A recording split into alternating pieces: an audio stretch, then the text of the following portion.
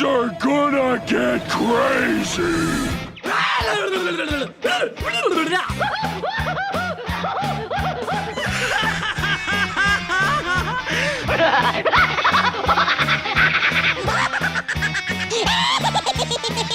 Most everyone's mad here. Willkommen, bienvenue, welcome everyone to AniMat's Crazy Cartoon Cast. How are you all doing today? I know I've been doing fine, and I know that I've been plenty busy. Not only currently working on my review of Lightyear, but at the same time, just handling all the major animation news that has been going on. I'm sure you guys probably have heard, but not too long ago, in fact last week, it was the Annecy International Animation Film Festival, and there have been tons of news that have been happening in the festival and a lot of different announcements. It was honestly not easy trying to figure out which ones to actually go and talk about for this podcast, and unfortunately though, not a lot of them will be talked about here because there have been some other stuff at the same time that have happened that also wanted to go and grab my attention. But either way, I have collected some amazing stories to go and discuss, and I think we are all here to go and have a great time. This will definitely be one heck of an episode, I can tell you all that. But before we do get things started, there is one thing that I would like to quickly go and mention, and that is the unfortunate passing of a beloved animator and illustrator, which is Everett Peck. Yes, you probably have heard the news that Everett Peck has recently passed away at the age of 71. And for those of you who haven't heard Everett Peck, he is known as an illustrator for several different major publications, including The New Yorker, Playboy, and Time, as well as working in animation, where he worked on shows such as The Real Ghostbusters. He was a writer in Rugrats, as well as wow, where the fridge is it? Sorry, I'm just trying to get where is some of the other stuff that he has worked on? Yes, over here. He has also worked on The Critic, Dragon Tales, as well as the cartoons for Men in Black, Godzilla, Jumanji, and even some tunes for Sesame Street. But what he is well known for the most is being the creator of Squirrel Boy and especially Duckman. So unfortunately, he is no longer with us. Unfortunately, I'm not really that familiar with his works. I haven't actually seen either Duckman or Squirrel Boy, so there's not much for me to go and comment about him. But I will say, though, that it is something that is worth mentioning, considering that it is a significant animation death. So this is just a quick way to say, may Everett Peck rest in peace, and may his legacy live on. All right, folks, so with that said, I would like to now go into the chat wall, and it's time to ask you all, are you ready for today's episode of AniMat's Crazy Cartoon Cast? Let me hear it, folks. Are you all prepared? Let's see now. Yes, I see people are ready. People are set. That is beautiful to hear. And so, with all that said, I believe now it is time that we go and get things started. There we go. It was a little bit late, but hey, I did manage to get it there. All right. Now, anyways, for our first story that we have here, I would like to go and ask the chat wall, have you guys seen Lightyear yet? Write down in the chat wall if you guys have. And by the way, you don't have to tell me if it hasn't been released in your country. Don't worry, you are an exception to this. I completely understand. Let's see. Oh wow. Okay, wow. There's that. Okay, so it's actually quite a mix, but I do see a significant amount of no's. Surprisingly enough. Okay, so some yes, but it looks like there might be a little bit more no's in here. Well, you know what? I will say that actually kind of explains a lot, especially in regards to what happened at the box office. Yes, folks, I don't know how long it's been since I actually talked about animation at the box office. It feels like it's been such a long time ago. Maybe it's been earlier, but I don't really have much of a memory of that. But anyways, yes, we're going to go and discuss about what happened during the opening weekend of Lightyear, in which the results are in, and believe it or not, it did not start out in first place, where Lightyear ended up getting a domestic total on its opening weekend of $51 million. This did not manage to beat Jurassic Park Dominion, Jurassic World Dominion, sorry about that mistake, where despite the fact that it has dropped by 60% compared to what it did on its first weekend last week, it still remained at first with nearly $59 million, specifically $58,660,000. And following afterwards, of course, you got other major contenders, including Top Gun Maverick in third place with $44 million. Doctor Strange is in fourth place with $4.2 million. And then you got the Bob's Burgers movie with $1.1 million. And if we go more into specifics in terms of how much Lightyear has made, in terms of the domestics, we know that it is 51 million, but even in total, it has yet to officially surpass 100 million, where now its worldwide total on its opening weekend is $85.6 million.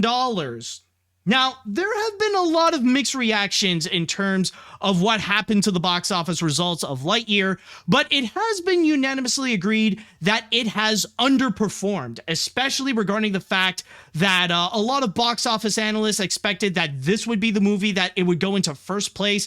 People thought that maybe it would go into like the 70 million or even 80 million range, that it would get into those numbers, but Lightyear has proved them wrong in all the wrong ways, where it ended up going lower and didn't even make it into first place, like not even enough to surpass Jurassic World Dominion. Now, this seems to be very interesting, and also I just want to say that there is something that I gotta say is kind of like ironically comical about this, because let's be honest, ever since the pandemic, how long has it been that people have been pleading and demanding for Pixar movies to come back to the big screen? That after like what we went through with Soul and Luca and Turning Red, how long that people have just been demanding, please Pixar, you must respect your animators, you must respect your fans, put them up on the big screen, that's where they belong. And then finally, the moment that they do put them up on the big screen, suddenly not many people want to go and see it. Oh, the irony. And you'd think that only Morbius would get that kind of treatment. But I'm just joking around. I am just joking. But I will say that the underperformance of Lightyear is actually something that is very interesting to go and analyze for several reasons. And I did think about it during the weekend, or especially like yesterday and even a bit of today, where I was thinking about why is it that Lightyear has underperformed? What would be the determining factors of where Lightyear is right now? And especially, would this necessarily mean that it is over? Like, it is a box office bomb, it's a major flop, Disney is guaranteed to lose money on it and all that kind of stuff. Would that guarantee that? And I would argue not necessarily, because keep in mind, we are during the opening weekend here. Like, the Lightyear has just been publicly released, it has just started, so we can't officially determine if it would be a failure for Disney or if it would actually be a hit. And throughout the time that I was thinking, I came up with, well, not came up, I concluded with three specific reasons as to why Lightyear has technically underperformed. And before I go into this, I just want to go and make one massive clarification. There's also 3 reasons as to why it is not the case as well. So I'm just going to say, no, it has nothing to do with the same-sex kiss scene. It has nothing to do with Tim Allen not being cast as Buzz Lightyear again. And it certainly has nothing to do with the fact that this is revisionism to the Star Command cartoon. Like, all those, I'm going to be blunt with you all, those are nothing more but petty and very entitled reasons for people that want to make it about themselves more so than actually make it about Lightyear. So we can throw all those assumptions out of the way, and let's actually get into the real reasons as to why. Okay, let's get into the obvious first of all. Reason number 1 it has to be the fact that Lightyear faced a lot of major competition. Like when Lightyear entered into the scene, it was actually very much competitive, specifically in regards to Jurassic World Dominion and Top Gun Maverick. We can pretty much confirm right now that those two, even though like some of them have just started, like Top Gun Maverick has been on for a few weeks and Jurassic World Dominion has entered its second week right now, we can pretty much safely assume that these two are going to be the biggest, are some of the biggest movies of 2022, especially Top Gun Maverick right now. Like, that thing is a massive champion, already considered one of the best movies of 2022. And even to this day, like, everyone is still going out of their way to go and check out Top Gun Maverick on the big screen. But considering that there is that heavy amount of competition, of course, it will end up causing Lightyear to be a little bit overshadowed, or it would end up taking a very significant hit compared to other times if no other big movies would actually go and get released. And that is especially the case when it comes to Jurassic World Dominion. Now, say what you will about the movie, because I know that so far, it has not been getting a good reputation. Like, I've heard many people even say that it's probably the worst of the Jurassic World movies. And I'll just say right now, I can't personally put in my opinion onto Jurassic World Dominion because I haven't seen it. And I'll be honest, I'm not planning to do so anytime soon, especially on the big screen. I'm actually not a fan of the Jurassic World movies. I find the first one to suck. The second one was laughably terrible, so I think I'm going to pass on the third one. But regardless of that, you cannot deny that it is a powerhouse at the box office. In fact, last week, if you look over here, it had a major opening of $145 million. So you could tell that this movie, regardless of what opinions people have, it is still a massive deal. And again, even though dropping 60% can be like a little bit hurtful and like pretty soon the interest for Jurassic World Dominion might like evaporate pretty quickly, it is still making major numbers, like almost $59 million on its second weekend. That is still incredibly good for a movie.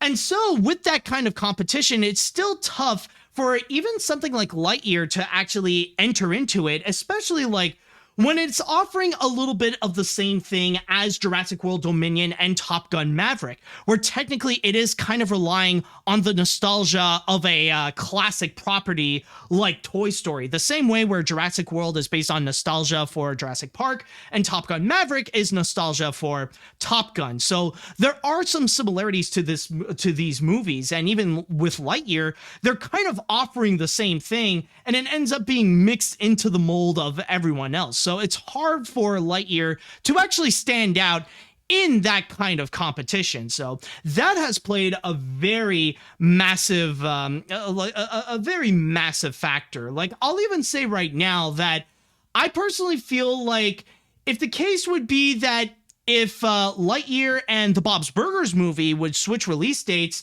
I think Lightyear would do a little bit of a better job, despite the fact that technically, like, if it would be released alongside Top Gun Maverick, it wouldn't have to face two major blockbuster movies, including Jurassic World Dominion. So it would have probably had an easier time. So yes, competition actually plays a significant factor, even though the fact that with Lightyear, technically, in terms of its target audience, it's going for a different group of people compared to either Dominion or Maverick. It is still some pretty hefty competition nonetheless that it could end up getting a little bit overshadowed. Now, reason number 2, the second reason as to why it kind of underperformed, this is actually something in which we've unfortunately been a little bit trained for this and have yet to really break that habit. And that is in regards to Disney Plus. Now, I know, like, I've talked a little bit earlier about how people have been pleading for Pixar movies to be released on the big screen, especially with release after release of movies like Soul and Luca and Turning Red. And even though there are very justifiable reasons as to why they have to be released on Disney Plus instead of the big screen because of the whole pandemic, the thing is that because they went and did that again and again and again in a span of like give or take 2 years, people kind of grown a habit to go and check out Pixar movies on the just on Disney Plus, not even on the big screen. And even though there are some people that have been pleading for Disney to go and release Pixar movies on the big screen, at the same time, because of the pandemic, people have grown accustomed to just watching Pixar movies on Disney Plus, to just watch it at home, to watch it on whatever screen they want, whether it be on the computer, on the phone, or even on their television. They're much more accustomed to that and they feel much more comfortable. Like, not only are there people who are used to watching Pixar movies on Disney Plus, but there are even some people who actually do prefer watching watching Pixar movies on Disney Plus, regardless of how they can be. And especially with movies like Soul, Luca, and Turning Red.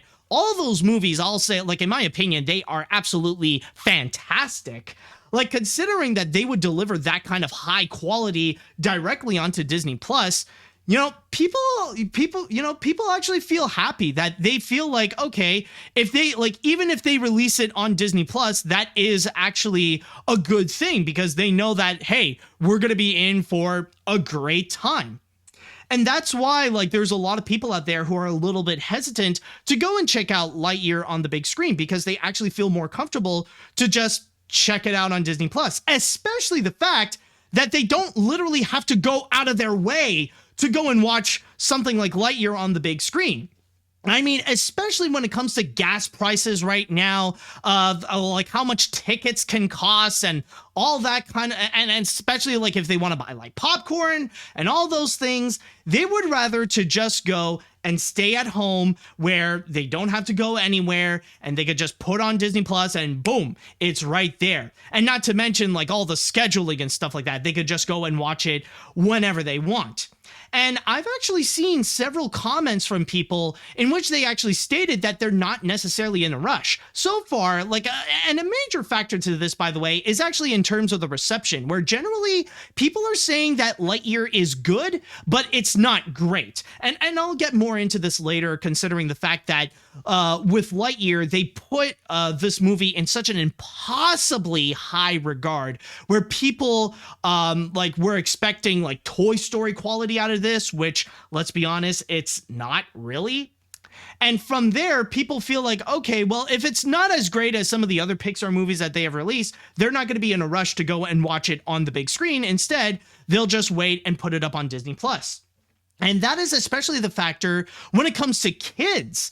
Like that now this is going to be a key thing in regards to how kids feel. Imagine how I know that for them going through the pandemic, it's much more of an impactful experience than it is for any adults, because I'm sure like with grown-ups and like people over 18 and stuff like that, like they couldn't just wait. They were excited to just like place things back to normal, go back to how things used to be before the whole pandemic and stuff like that, and that we don't have to wear masks or be concerned about like vaccines or anything like that. But for kids, for them, like they're very much impressionable. And even during the time of the pandemic, they will develop like preferences of how they like their experiences, including watching movies, rather if they're more comfortable watching it at home or if they would rather go and watch it on the big screen.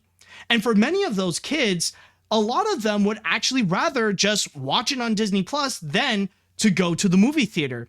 Like, I remember there was this one prominent animator, I believe it's Matt Burnett, the creator of Craig of the Creek. I remember he put up a post stating that for his kids, they don't actually want to go and see Lightyear on the big screen.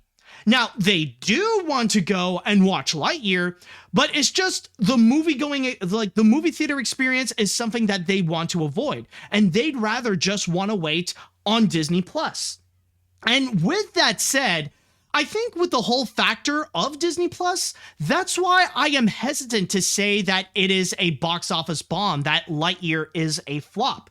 Because there still is that major chance that when Lightyear hits Disney Plus, then it could turn out to be a massive hit. That it will be ranking up like millions or even billions of minutes of views, that it would be one of the most streamed movies of 2022. And from there, that's where Disney would go and recuperate their money. That's where Lightyear would officially be considered a hit, not on the big screen, but on Disney Plus. That could be a major possibility. I know this because this actually happened before. You guys remember Encanto, right? It didn't really make much of an impact when it was released in theaters during American Thanksgiving last year. And it had a pretty hefty budget as well. I think Encanto had around like 150 million, but how much money it made is certainly not from the box office. But then, when they released it on Disney Plus on Christmas Day, and then moving forward to the beginning of 2022, that's when it became a massive phenomenon. That's when it became huge. That's when it started to become like one of the biggest Disney hits one of the biggest Disney hits since the first Frozen. And I feel like there could actually be that chance that maybe we will see that same kind of success, maybe not in the levels of Encanto, but the fact that it'll end up becoming far more successful on streaming on Disney Plus, much more so than on the big screen. So I feel like that could be a major possibility of what could happen in the future. And that's where Pixar and Disney is going to recuperate their money for Lightyear, even though like it's a pretty expensive movie. The fact that it is $200 million, and that does not include all the marketing that they have done for it. So, like, debatably, they still have a bit of a long way to try to recuperate the costs of Lightyear. And then you got reason number 3. And this, I gotta say, is possibly the biggest reason of why Lightyear performed at the box office like it did right now. And even though a lot of people are focusing on the fact that it is a Pixar movie and it is a Toy Story spinoff, you got to keep in mind about one significant thing. Lightyear is first and foremost an animated film. It is technically also a family film. And from those specific categories, that I would debate is the primary reason as to why Lightyear would quote unquote underperform. Because let's be honest, even though some people could say that the box office has been revived somewhat, because there have been some movies that they are officially back in action and they still have like tremendous power at the box office. This is especially the case when it comes to superheroes like Spider-Man No Way Home and Doctor Strange and the Multiverse of Madness. And then there is also big name Hollywood movies based on major properties such as what we've recently seen with Top Gun Maverick and Jurassic World Dominion. With those two types of movies, they are guaranteed to be like a major blast at the box office and really ranking up the money, even to the point where they could actually go and make $1 billion. With animated films, on the other hand, they still have a long, long way to go. And there is something that I do want to point out, and this is why some people are actually hesitant to say that Lightyear was a failure. In fact, some people could even go as far and be the opposite and say that Lightyear was actually a hit because it's an animated film. Keep in mind, I want to repeat again that Lightyear has made a total or a domestic total of $51 million and a worldwide total of $85.6 million. Now, despite the fact that these are not the numbers that people were expecting from Lightyear, it is still considered the biggest opening ever for an animated feature ever since the pandemic started, ever since Frozen 2 even. In fact, I would even say that this is the first ever animated feature since the pandemic began that actually crossed $50 million on its opening weekend. So, at the very least, it actually did accomplish something. You can't necessarily say that Lightyear just took a massive L. It actually did do something as an animated feature, as a family film. So there is a little bit of progress in that regard, especially when you do compare it to the other animated features. Now, I know some people, as I said before, people would go and consider Lightyear in a completely different regard, but they do often forget that it is still an animated feature. And so far, animated films have still not been doing tremendously well at the box office. I mean, there have been some movies that have still been considered to be major successes, but not necessarily in the levels of being a major contender where it could unironically compete against superhero movies and big name franchises and blockbusters. They still haven't reached that level. And a perfect example to this would actually be The Bad Guys. Now, The Bad Guys is a very beloved animated feature and, probably one of the favorite animated films of 2022. And yet, if you take a look at the box office that we have over here, now, technically, it does have a lower budget. They say around $70 million. And they did manage to turn a profit, but that is only barely, because if you do go and take a look at the domestic box office numbers, they have yet to even cross $100 million. As I'm recording this, it only made over $94 million at the box office and has a worldwide total of more than $236 million, which from there, it's not necessarily that impressive of a number. It's something that actually would be considered to be, it could have been better. I think that's the best way to put it. It's good for what it is, but it's not necessarily something to write about it in terms of the box office in general. So that's why, and even the opening, by the way, I just want to go and add that when The Bad Guys opened, it only made just about $24 million on its opening weekend. So when you do make that comparison with how Lightyear is going, and the fact that in terms of the domestic box office, the total of The Bad Guys isn't even half of how Lightyear started, you could tell it's not really that ready. And also, another one that I do want to point out is actually in regards to Sing 2. Now, Sing 2, we can pretty much agree that it does have some pretty impressive numbers, nearly $163 million domestically and a worldwide total of $411 million. That's incredible right there, especially for an animated feature. However, I do want to go and add that when it comes to Sing 2, it is a very rare exception. This is the kind of movie that faced literally no competition when it was released. Very little throughout, not just direct competition, but just competition in general. It meant, it was perfectly fine when going through the holiday season and at the start of 2022, just ranking up, slowly but surely ranking up money. Because, again, if you look at the domestic opening, it only started with over $22 million. So, again, Sing 2 is, it's a rare exception for the circumstances that it had. But still, though, it does emphasize that for animated films in general, things have not been going well. And with Lightyear, yeah, it underperformed, but that's because it is primarily an animated feature and it is aimed for families and it is aimed for kids. And I do want to also go and point out one thing that, if this theory would actually be correct, there is one major test that we can do. If Lightyear has yet to convince you that it underperformed because it's an animated film, then wait 2 weeks and see how Minions Rise of Gru performs. We know how the Minions and the Despicable Me franchise, they are titans when it comes to the box office. And they can be a true indicator of how people, especially families and children, if they're comfortable to go back to the movie theater to go and watch movies again.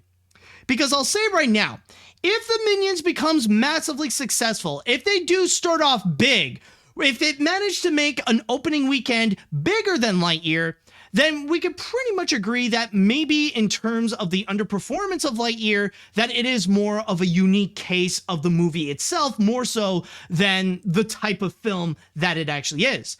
But if Minions ends up making a smaller opening than Lightyear, then at that point we could pretty much go and confirm that it really is animated films and family films that they have yet to prove themselves to be competitors. Now, technically, they can be successful on the big screen, but they have yet to go and be like the billion-dollar industry like how they used to be during the 2010s.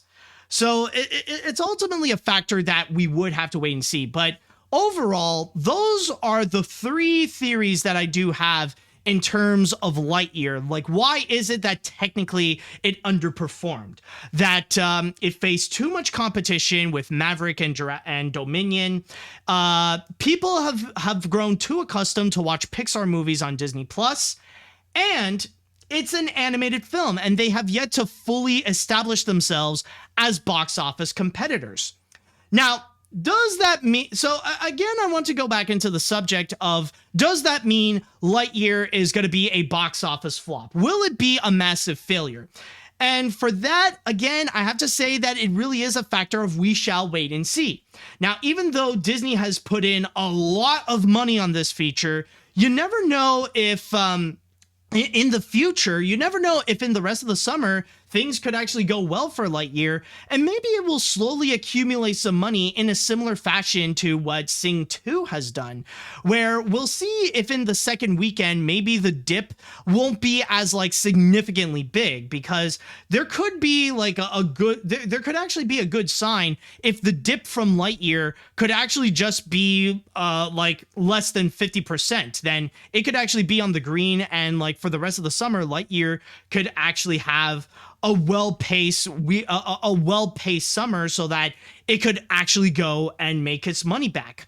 But then again, there can be some other factors, like maybe Lightyear will end up becoming a bigger hit when it makes it to Disney Plus, where I'm sure there's going to be plenty of people who will go and watch it on that platform instead of the big screen. Like, there are plenty of factors in which, like, maybe it could turn out to be a big hit. Maybe there's a possibility that it could be a flop, but there's just too many scenarios right now in which it's hard to really determine, because again, Lightyear is only starting, but you could tell that it is a very interesting case, because like in some way, like for Lightyear as like this, as this big blockbuster feature that costs $200 million, it's not off to a good start. And especially when the word of mouth is not so great either, where the general consensus so far, it seems like people are saying that it's good, but not great, which especially for a Pixar film and a Toy Story film, which has a legendary status,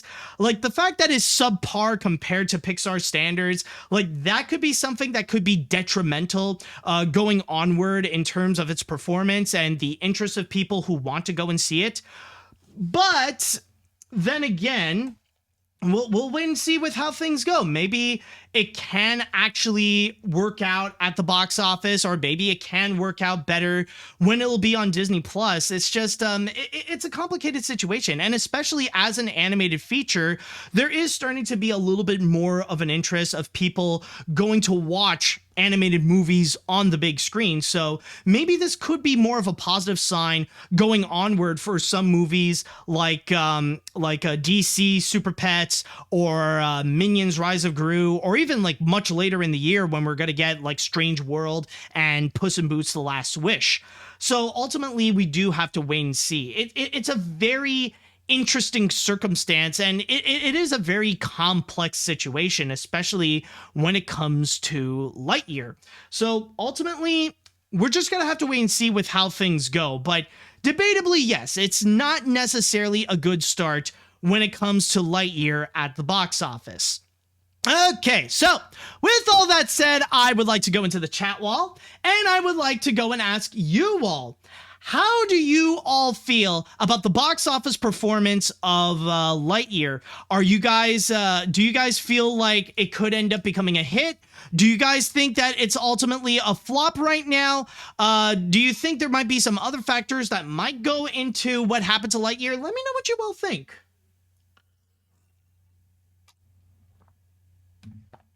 Okay, let's see. I won't act like Lightyear was a great movie. Wait, don't shoot me. I still think it's good, but I'm still surprised that it didn't make that much at the box office. But in its defense, it is just its first weekend, so it's a little early to declare it a bomb. But as for now, I'm just glad that Pixar's back on the big screen and all. Even if the best part of the experience was my friend screaming penis in the empty screening. Well, almost empty. Right as he said it, someone walked in. Wow, what a nice introduction. They'll just imagine you just scream penis, and then right at the end, if you pass by those people, you would just say, I can't believe Buzz Lightyear said that. Yeah, why would he scream penis that way? Okay, let's see what else we got here. I say the answer is all of the above. I lean a bit more towards strong competition, but yeah, families don't go to these movies, but also general audiences don't really respect animation enough to go out of their way to see it. They just think, I'll wait for Disney Plus or when it goes to Netflix in the case of Bad Guys. What I'm worried about is that I know the gay kiss isn't why it's underperforming, but Disney might use it as an excuse to continue removing gay content. Well, not necessarily, especially in regards to Strange World, because believe it or not, you probably remember the kid, I don't know which character specifically. I think it's the kid with the beanie. He has actually been confirmed to be an openly gay character, making him Disney Animation's first openly gay character. So I don't necessarily think that Disney is going to go out of their way to remove gay characters. I think they will still go and continue, but again, it is actually this is a much bigger complex factor, and the whole scenario of the same-sex kiss scene, it really has nothing to do with the whole situation, especially with the fact that it was a moment that only lasted for a few seconds, and that's it. And it wasn't even something that you actually do see the two lips embracing each other, or you see the tongues wiggling around or anything like that. It was literally the back of the back of the head of someone, and just someone leaning in. It was almost like a theater style kiss that isn't necessarily a kiss. So yeah, it's not I don't think Disney would even look at that as a problem. That way. Either that or people like Bob Chapek would just be so stupid to use that as a red herring or as a distraction to try to solve the real problem. Let's see what else we got here. The main reason I decided to skip Lightyear is that it looked like there was nothing new I haven't already seen from Pixar. If I want to see a Buzz Lightyear movie, I could just watch Buzz Lightyear of Star Command. If I want to watch a fun space adventure with a cute robot, I can just watch WALL-E. If I wanted to watch a beautiful tragic lesbian romance, I could just watch Incredibles 2. Wait, what? Excuse me? Time out. What is that beautifully tragic lesbian romance scene? Where is it? Hold on a sec. I got it right here. Where exactly in this movie do you find it? Is it with Helen Parr? Tell me specifically, where is it? I need that scene right now. Okay, but anyways, I'll be sure to watch it on Disney Plus, but that's the thing. I can just wait to watch it on Disney Plus. Exactly. And that's where I think, honestly, with the word of mouth right now, I think that is really going to fuel up in terms of how it will do on Disney Plus. And again, that's why I am hesitant to say that it is a flop at the box office, mainly because of the fact that when a movie is on Disney Plus, that could actually really change things up, and suddenly they'll see their money back, and they'll actually see that the numbers are growing, and suddenly the movie would become popular again, because that's exactly what happened to Encanto. Let's see. Okay, here we go. I saw Lightyear yesterday and thought it was good. Not great, but good. I honestly thought that Lightyear could be a game changer for animated films at the box office, but I didn't expect to make it just over $50 million. I think this will be the same case as Encanto. It didn't do well in theaters, but was a massive hit on streaming. I can see the same case happening to Lightyear, but we will wait and see. Well, then again, here's the thing, is that some people are saying it's not the big box office titan that we would expect it to be, but then again, I would say maybe it's a game changer for animated films at the box office, because again, it's the first time that an animated movie since the pandemic has crossed over $50 million. Like, we didn't see DreamWorks do that with The Bad Guys. Illumination hasn't done so yet. So from there, maybe not. It's just, it's a very complex situation. Let's see now. After seeing the opening numbers for Lightyear, it's a little bit disappointing, but at least it's not less than 50 million, which is a plus. Good thing it's just the opening weekend, and maybe we could see Lightyear doing so much better as the weeks go by. Me and my family went out to see the movie and we thought it was good, but not great. Regardless, let's see if Lightyear and Minions could make big money. Okay. Let's see. I went and saw, I went and saw Lightyear in theaters on Saturday. It may not be Pixar's masterpiece, but it's still worth a watch. I never saw Top Gun Maverick nor Jurassic World Dominion because 1, I'm never a fan of Top Gun, and 2, after seeing Fallen Kingdom, I've never interested in seeing this. Plus, they said Dominion sucked. And 3, it's been a while since I saw a Pixar movie in theaters. Ever since Onward was released, I did enjoy Lightyear, but it could have made a better performance.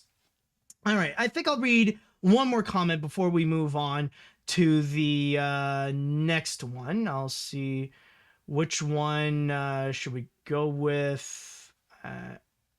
Did I see? Wait, did I read that one? I just want to double check. Okay, no, I don't think I haven't. Okay. While I did enjoy Lightyear and thought it was really a really enjoyable movie, I'm actually not surprised that Lightyear underperformed, because stuff like competition and COVID-related reasons and the subpar reviews compared to other Pixar films, it really made it suffer. And I can imagine it could be a lot harder for Lightyear to find money in the coming weeks, with even more competition like Minions: The Rise of Gru and Thor: Love and Thunder.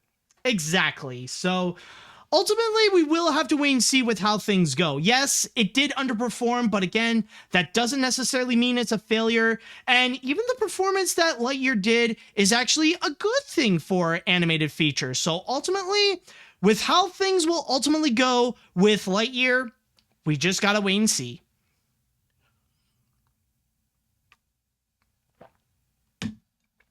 Oh boy, that was a big segment right there.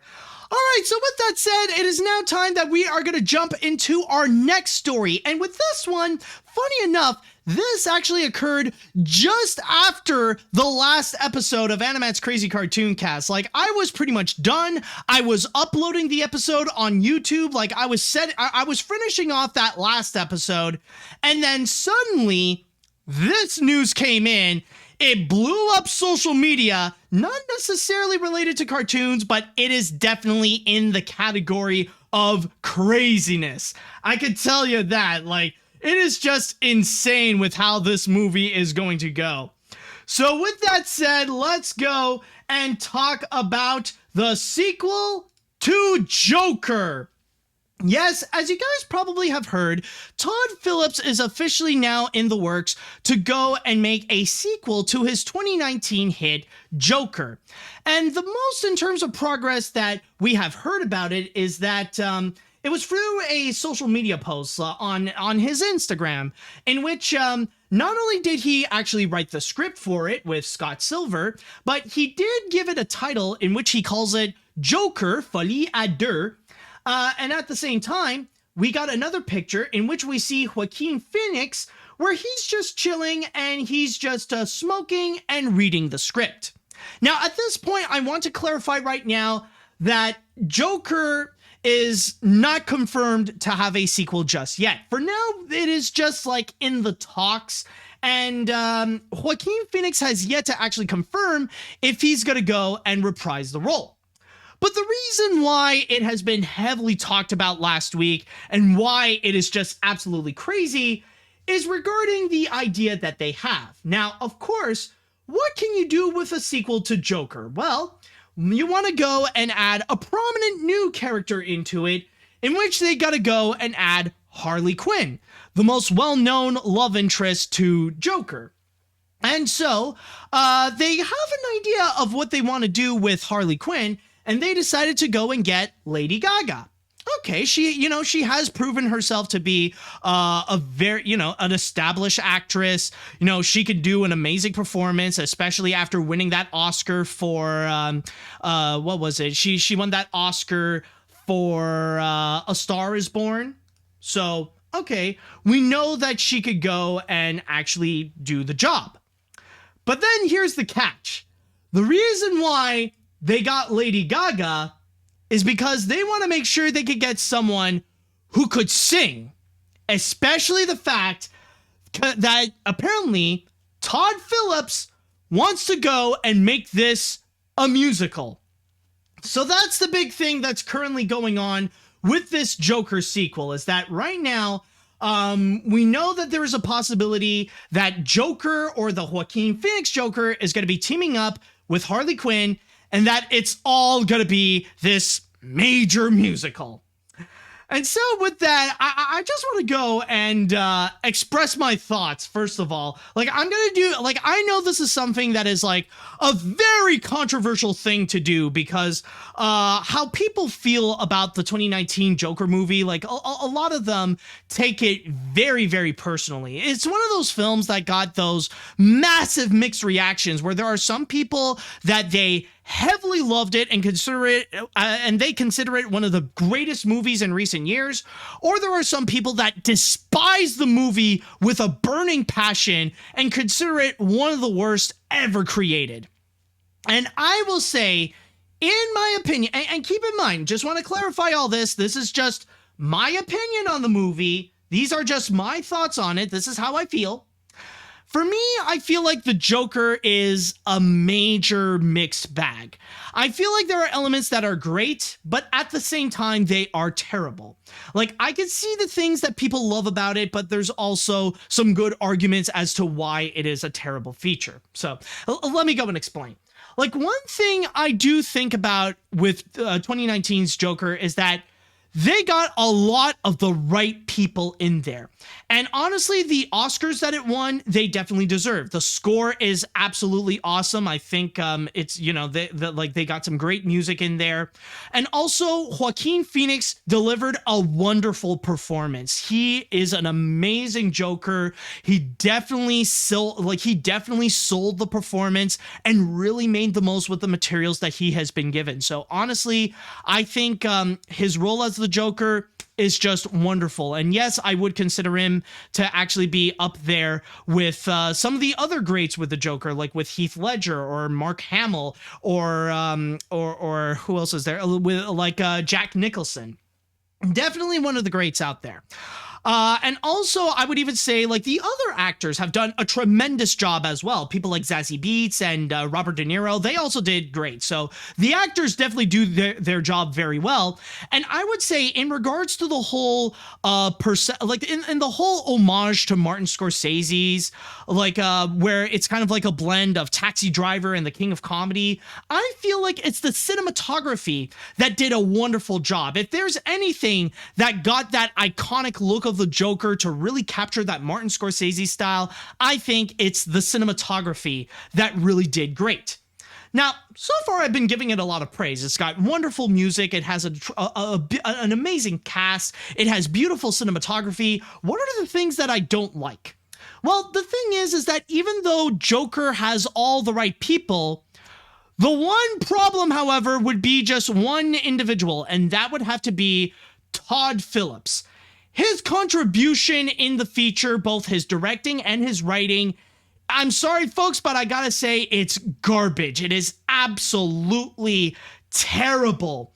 In fact, I would even say that his script with the Joker, it is the worst of any Batman movie, worse than Batman and Robin even. It is that bad, especially when it comes to his approach. My biggest problem with the Joker movie is regarding the fact that it feels like it's coming from the perception of like one of those like incel edgelords that unironically idolizes the Joker, that thinks that he is actually the hero of the entire Batman story. That's what it actually feels like. And it has this Ayn Rand approach where they're pretty much blaming everyone else in the world except for the Joker himself of becoming this bad guy. And it feels like it's kind of glorifying incel culture in a way where pretty much all the bad actions that they do is not the fault of the person, but instead it's the fault of like everyone around them, like unironically having that we live in a society mentality. So that's honestly my thoughts on all this. I feel like even though everything else is great, it's just Todd Phillips is the poison of this entire project. And I feel like if they had a more competent filmmaker, this movie would have worked out so much better. Like, that's one thing that I feel appreciative about the Batman, where with Matt Reeves, it feels like, okay, you actually got a filmmaker who actually knows what he's doing in order to go and create the movie, in order to tell a Batman story and to adapt these comic book characters onto the big screen. So again, these are just my entire thoughts. You can agree with it, you could disagree with it, but that's just how I personally felt when watching that Joker movie. So with that said, you could probably imagine over here that I was not really excited when I heard that they were gonna go and do a okay, I just need to go yeah, let me just deny that because apparently someone was going a little too crazy with in the chat wall. So back to what I was saying. So in terms of Joker, like when I heard there's going to be a sequel, I was not excited for it. In fact, a lot of people didn't seem that excited, even like the fans of Joker, especially regarding the fact that you know for a fact that this is obviously demanded by Warner Brothers. That this is not necessarily because Todd Phillips had this amazing idea to do a follow-up of the Joker. This was demanded by the company, especially that now Warner Brothers is under new management after its merger with Discovery. And they, like, even the head, like the new head, actually did state that they want to have more movies just like the Joker. But even in the case of the Joker itself, it doesn't feel like a movie that necessarily needs a sequel, because the ending of it, which by the way, I will go into spoilers, so I do apologize for that, but going into the ending of the Joker, it feels like it wraps everything up. Like, the Joker has now established himself as the clown prince of crime. He has his little alt-right white supremacist fan base that's cheering him on. We saw like a quick little reference to Bruce Wayne's parents getting murdered. Like, there's no necessary need to have a Joker sequel because it wrapped everything up. Like, that story is pretty much done. There's nothing necessarily more that you could actually go and do with this movie. So it feels pretty obvious that this is a demand from Warner Brothers. But then, now we heard the news that they are going to do another one. It does make you wonder, it's like, well, what else can you do? Like, considering that the first film is meant to be like this Martin Scorsese style movie, like, what else can you do? Are you going to go, like, are you going to continue that Martin Scorsese style homage and you're going to have it be based on like the Goodfellas, or are you going to have it be based on like The Irishman or Shutter Island, or like have it be like or even be a mix of like Goodfellas and The Departed? Are you going to do something like that? Well, no, it seems like they decided to go and just flip it upside down and just make it be a musical, causing everyone to be like, what, a musical? So obviously, it feels like from the sound of it, Todd Phillips wants to go and take an entirely different direction with this. And even from there, like, I'll just say right now that I'm not going to be in an optimistic mood about this movie because of the fact that I feel like the biggest problem of the first Joker is Todd Phillips. So the fact that he's still going to be working on it, I don't know, it doesn't leave me with a positive attitude. But then hearing that he's going to go and turn this into a musical, it sounds pretty clear that he's pretty much going to reject everything that made the 2019 Joker the 2019 Joker, and just do something completely different and do something completely crazy with it. And I could see this go one of two ways. Now, there is a small chance that it could go right down in the middle and it could just end up becoming okay, but I could see, like, for now, I feel like the two extremes feel like a massive possibility. Where number one, this could be a disaster. This is going to be like the biggest musical disaster since Dear Evan Hansen and Cats, where it's just going to break everything and it will end up just alienating everybody, alienating the fanboys because it's not the same Joker like how it used to be. And it's going to alienate everyone else because it's just not a well fabricated movie. Not to mention that with Todd Phillips, let's just say he doesn't necessarily have a good track record when it comes to developing sequels, especially with Hangover. So there might be that chance it just won't turn out to be that well. Even if they would bring in like very talented actors like Joaquin Phoenix and Lady Gaga, it's just this whole musical idea doesn't sound like it works, especially with the Joker out of all things, the 2019 Joker. How do you take those materials and you turn that into some musical? It just, there's nothing about it that feels like it would really work unless you're just going to suddenly turn it into like some Sweeney Todd style movie. I have no freaking clue. But then again, even though there is that chance that it could absolutely be disastrous because it will just take away everything that people like about the 2019 Joker and just create this colossal mess, there is that chance, however, that it could turn out to be one of the best movies that like release of whatever time it will be. There is still that chance it could turn out to be an absolute masterpiece. Sure, it will still end like I think like out of all this, the biggest likelihood is that it will end up alienating the fanboys who love the Joker so much.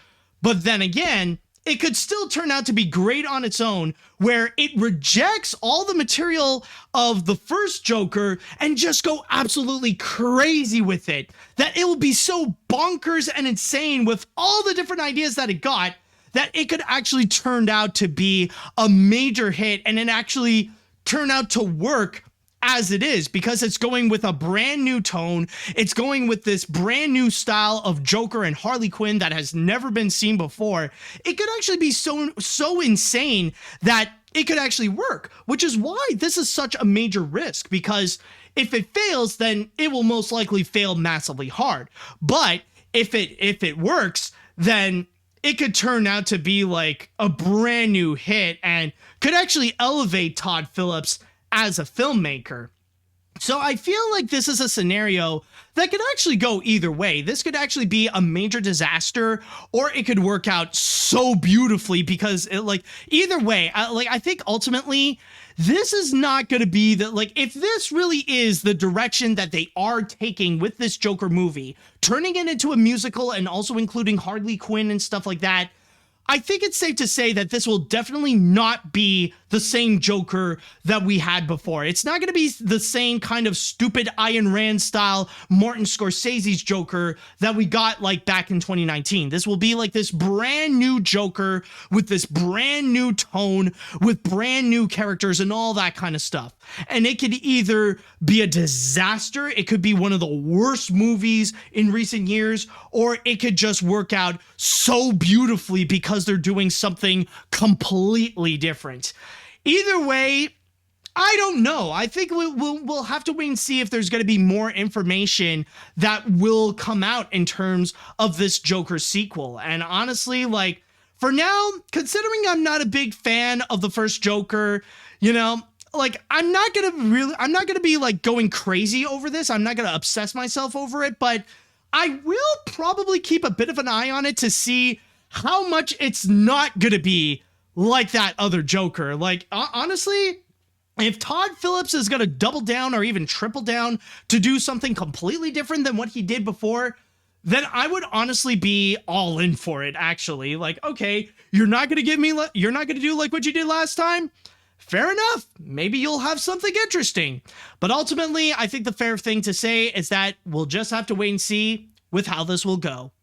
All right, so with that said, I'd like to go into the chat wall, and I want to ask you all, how do you feel about the idea of this Joker sequel? Let me know your thoughts if you guys loved or hate Joker, or you thought it was just okay. And would you be down with going something completely different with what they did back in than what they did back in 2019? Would you be down for a musical Joker sequel? Let me know what you think. Okay, let's see what they got here. The first Joker was a fantastic movie, but with these ideas presented, dude, this may actually be the greatest movie of all time. Heck, why stop there? Why not keep going with the craziness? Maybe have Joker and Harley sing a musical number about manslaughter while the corpses serve as background dancers. Perhaps even show the origins of Alfred and how he became Batman's father figure. And just to top it all off, give Harley an Italian accent. The possibilities are truly endless. And honestly, yeah, you might be joking around, but that could actually be the key to, like, what could make this movie work. Like, the crazier you can go, the better it could actually be. Like, the more insane, the more unpredictable, like, the more, like, you could actually literally turn this into this over-the-top cartoon, and it could actually go and work out better. Like, suddenly you'll find even more new fans that could actually go and be on board with it. That could actually be a legitimate reason as to why it could actually work out. So yeah, you know what? The less it's going, you know, honestly, like, if you want to get my interest on this, be less like the 2019 Joker and be more just unpredictable, more crazy, and just go nuts with it. The more insane you go with it, the better. That could be the key to its success. As much as I really liked the 2019 Joker and thought it was great, I really don't like this idea. The 2019 film felt like it was meant more as a standalone story for establishing the Joker origin story, and you could definitely tell Warner Brothers is only demanding this because of money. I do like the idea of Lady Gaga as Harley Quinn. I don't like the idea of the film. Seriously, I am dumbfounded with Warner Brothers at this point with their decisions. Just look at how they handled Amber Heard. Oh yeah, or especially like one recent one that has been talked about, especially the whole scenario with Ezra Miller, with how they're going completely insane, and yet Warner Brothers is still unsure. It's like, well, I don't know. I mean, we just spent a lot of money on The Flash. I mean, hopefully this entire thing can blow over. We're not gonna work with him again, that's for sure. But you know, I think people will still like the Flash movie. You know, yeah. Like, I think it's safe to say with how Warner Brothers is handling things, even with the new management, at least with their DC stuff, it's as completely bonkers as making this Joker sequel musical. Let's see what else we got here. I'll just say that this direction is an interesting decision. Just wait and see. My mixed feeling on Joker aside, what I wished they went forward with is to have Joker start a DC Black label for their films when they let talented directors make more out of their movies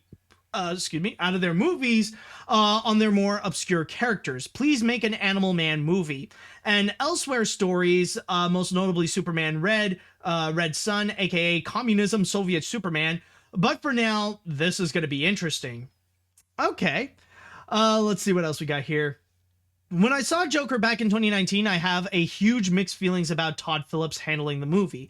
I like the acting, music, cinematography, and design, for example, but I hate the story, writing, and direction from Phillips, which is why I think the Oscars should have nominated Greta Gerwig for Best Direction for Little Women over Phillips at the time. For the sequel, I'm not looking forward to given how Phillips is still involved, so it could be a disaster if he made a mess of a sequel, who knows. Yeah, I do understand. Like, honestly, I'm completely the same with you in the in terms of your feelings. I do feel like Todd Phillips' involvement could give it a chance that it would turn out to be a disaster. But then again, if he goes outside of what he did before with Joker, it could also turn out to be a hit just because of how, like, insane it could be. Let's see now. I remember seeing Joker in theaters and I thought it wasn't a bad movie. The actor, especially Joaquin Phoenix, did an amazing job, and the cinematography looks Martin Scorsese's-ish. But Todd Phillip's script and directing is just plain trash. And after hearing that Joker 2 is going to be a musical, say what? If this movie going to be a musical, just make it like Sweeney Todd. But overall, I'm not sure this is a good idea to make a sequel on Joker, because I feel like it's better off a rap. All right, I think I'll read one more comment before we go and move on to our next one. I am definitely excited for a Joaquin Phoenix Joker movie. Love the story of Joaquin Phoenix's The Joker. Really puts a great spotlight on mental health. Then again, I could debate there have been some better ones. Keep in mind, Joker is not the only movie that talks about mental health. Hopefully, if it's either based on DC Black Label Comics Harleen or based on the fan fiction written by Willem Dafoe, those are two best ways to do a sequel, not a musical. Hopefully that idea gets scrapped.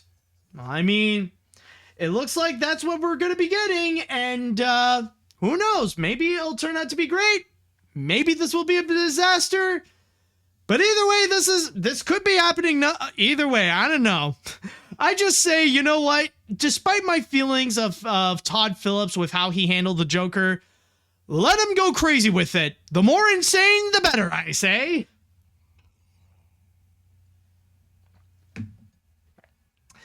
And besides, I mean, that's so far how I'm running this show. The more crazy AniMat's Crazy Cartoon Cast is, the better.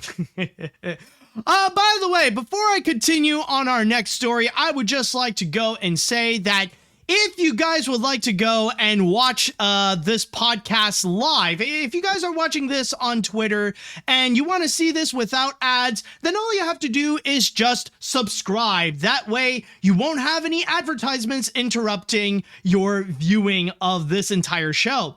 At the same time, please don't forget to go and subscribe to the AniMat's Crazy Cartoon Cast YouTube channel. Follow me on whatever podcast service you're listening to, whether it be Spotify or Libsyn or whatever. And also, if you want to go and support my work, then go to patreon.com/animat.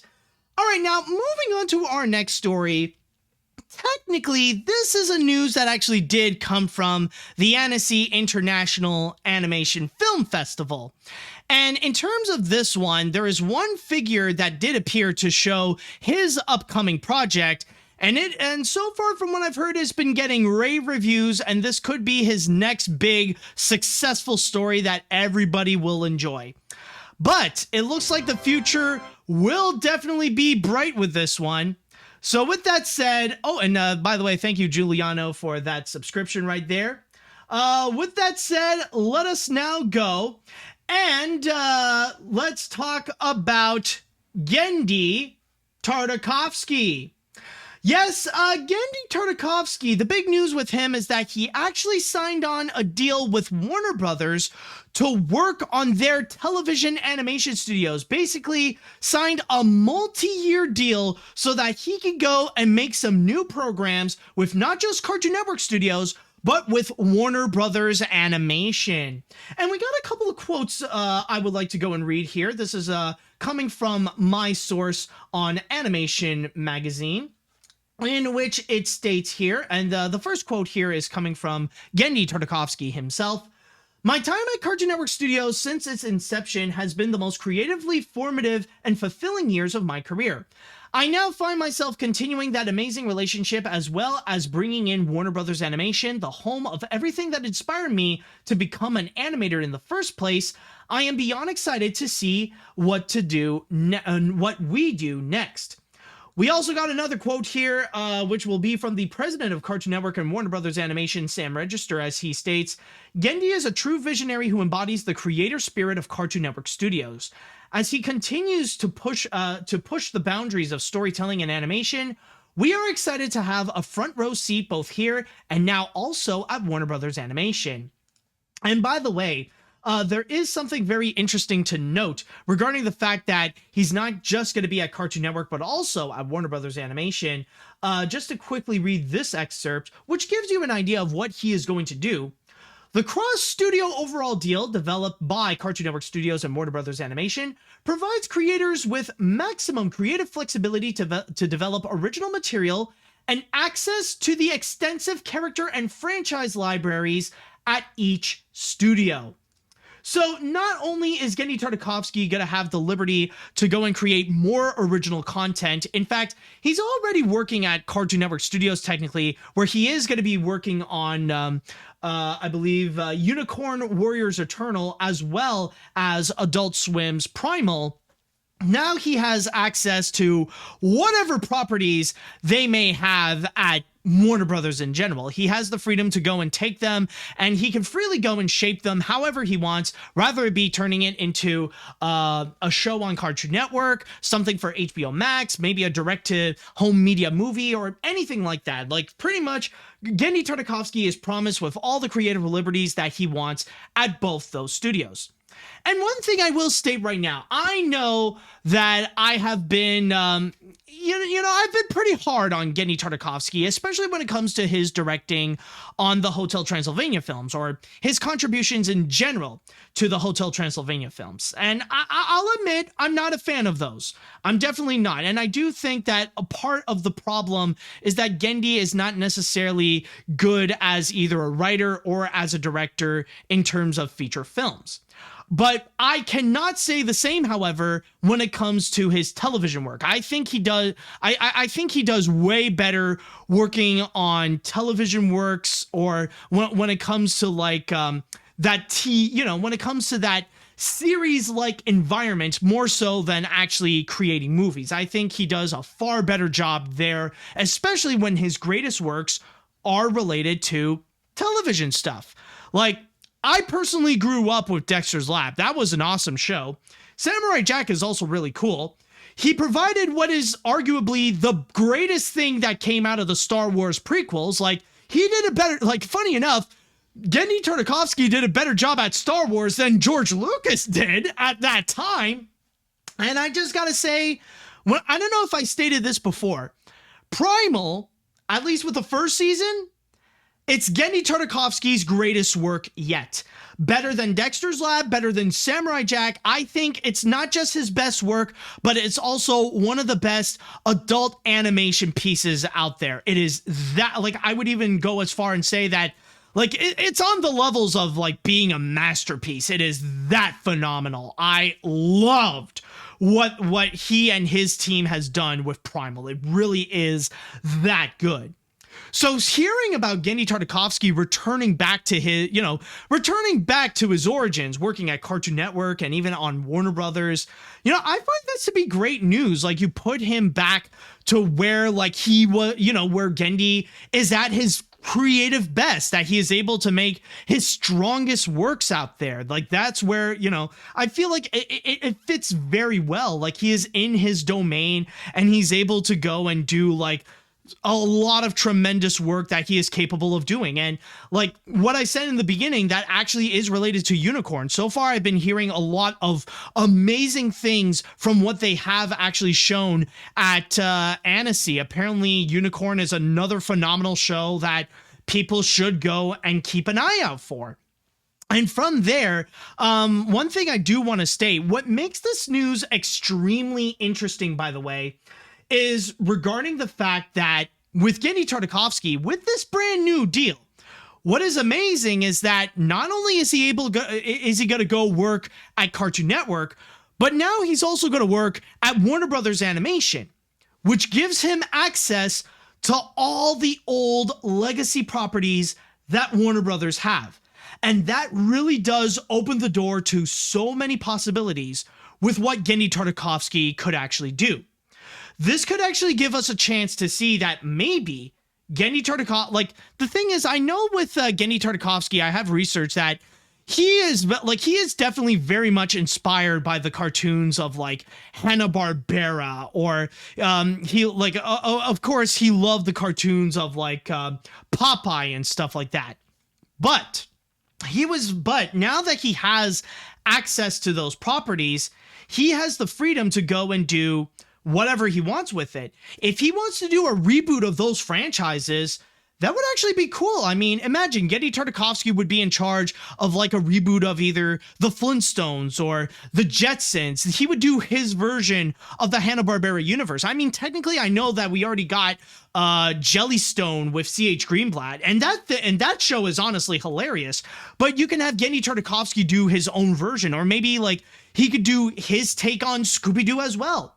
Or especially one idea that has been circling around that feels like an amazing idea, and I would be so down to see.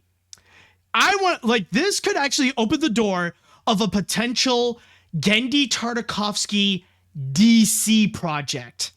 I mean, with all the action-packed stuff that Genndy Tartakovsky has done in terms of Samurai Jack and Primal and all that kind of stuff, imagine what he could do if he's given if he was given the creative liberties to do something with either Batman or Superman or Green Lantern or the Justice League or his version of Wonder Woman or anything like that. Imagine if you would get that from Genndy Tartakovsky. Genndy has established himself very well to do beautifully when it comes to more serious, action-packed animated properties, especially with Primal. So him handling a DC property, I think that is a golden opportunity right there. And I do hope that Genndy Tartakovsky could actually go and take it. Now, maybe he won't do Batman because there are already enough Batman properties, especially in animation as is. But maybe do something like with Superman or with Green Lantern, or make a new version of the Flash. Something to make us forget about Ezra Miller, or anything like that. I feel like Genndy would actually be perfect to go and handle a new DC property. I think that would be wonderful right there.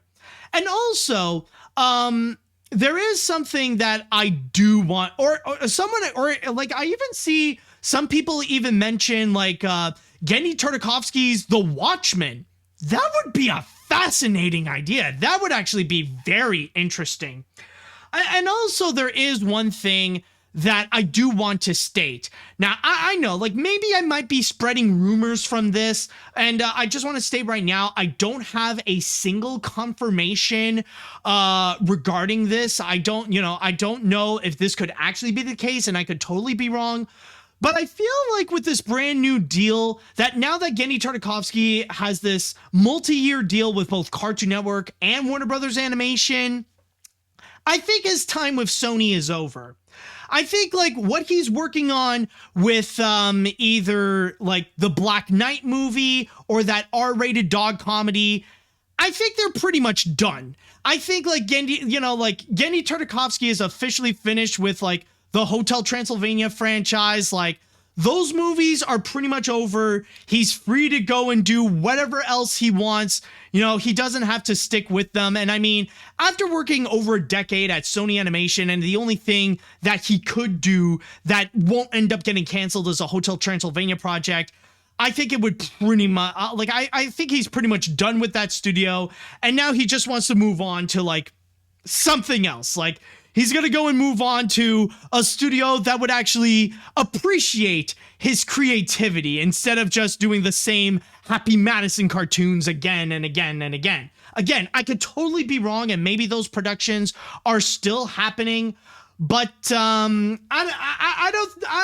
would be surprised to hear if any of those Genndy Tartakovsky projects would actually be back on. So I think honestly with this deal, there's a very strong chance that his time with Sony is over, and that whatever projects that he may have at Sony, they're pretty much scrapped. They are pretty much done.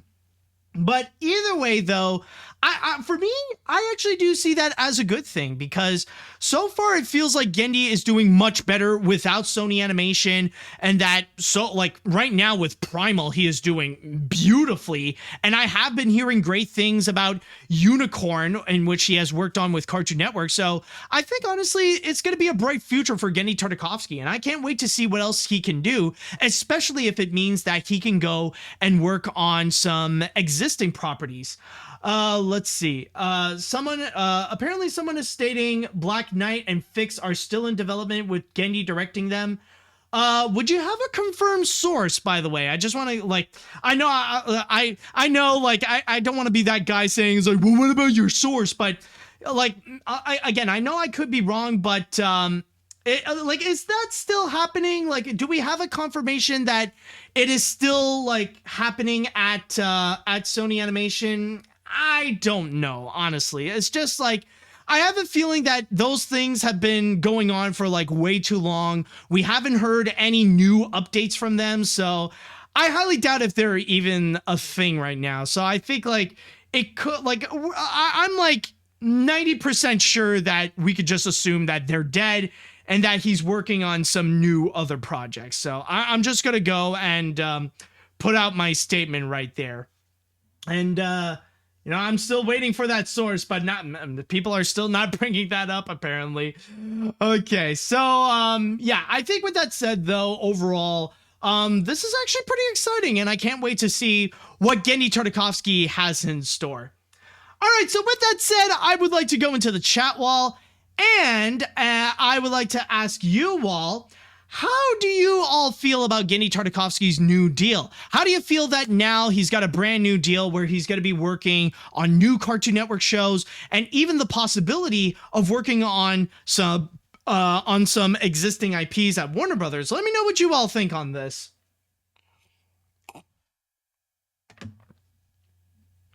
Let's see, what else do we have here? I'm a pretty big, I'm a pretty big Genndy Tartakovsky fan. Hell, I even like the Hotel Transylvania movies most of the time. So I love that he's back at where he started.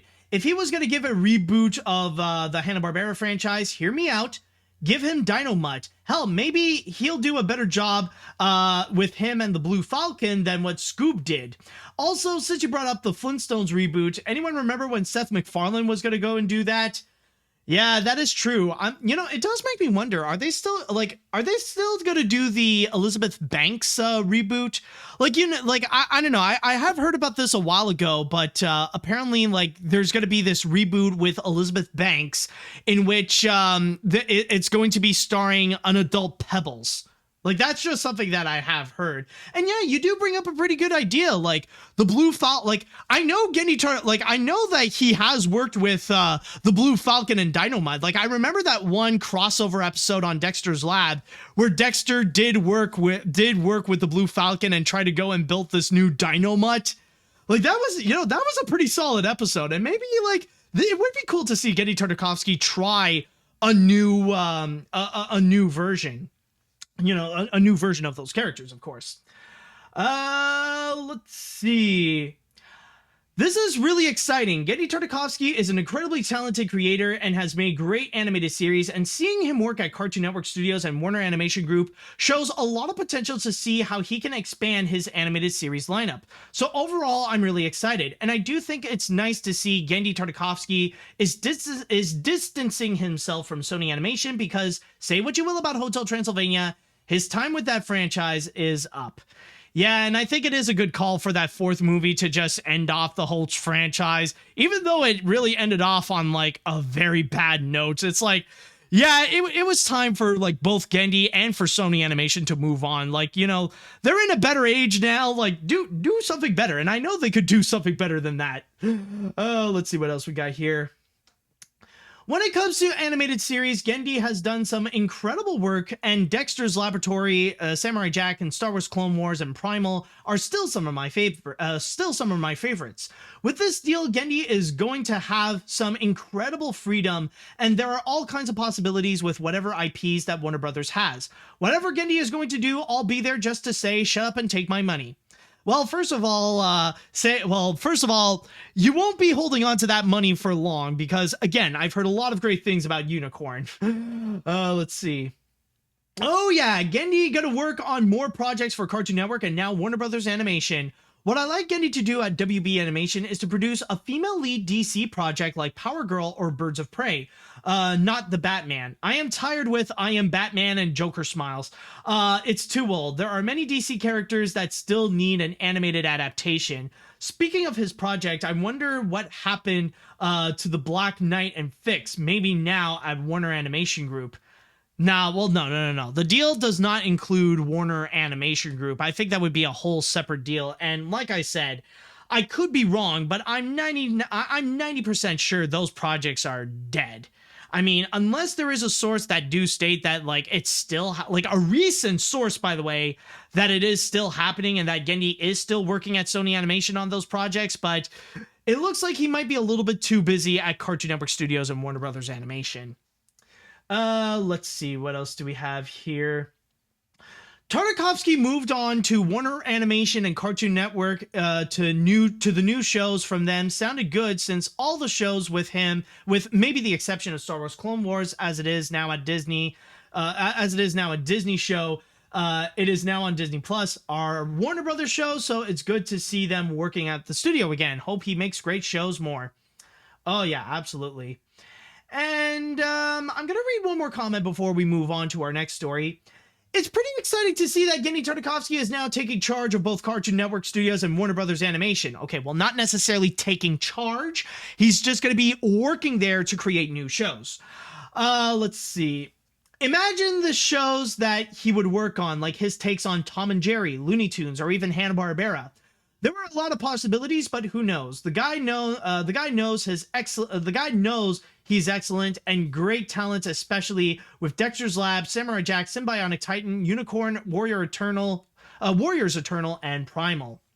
Okay, so with that said, now it's exciting. You know, it sounds like great news, and it sounds like a great future for both Genndy Tartakovsky and I'd even say too Cartoon Network, Warner Brothers Animation, and HBO Max. So hey, at least we can look forward optimistically on this.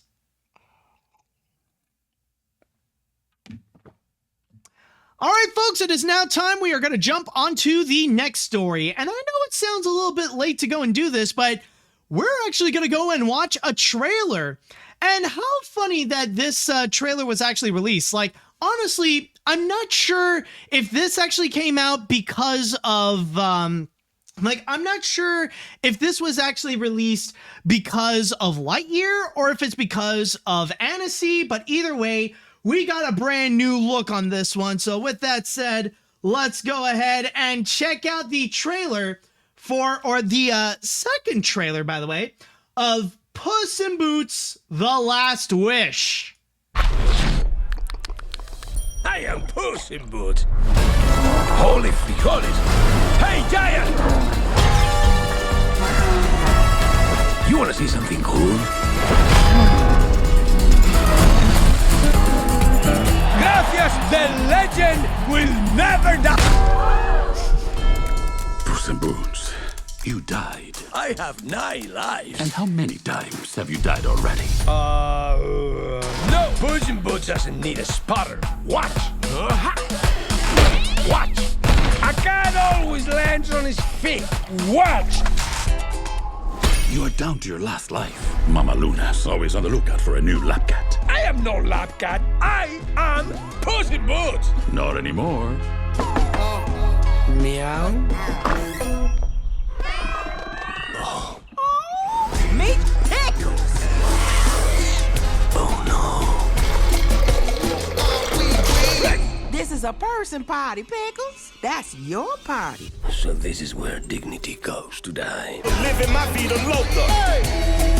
You don't look like a Pickles. Well, you don't look like a cat. Full disclosure, I'm a therapy dog. Wanna rub my belly? Hard Buzz. Oh. They found me. Goldilocks and the Three Bears Crying family.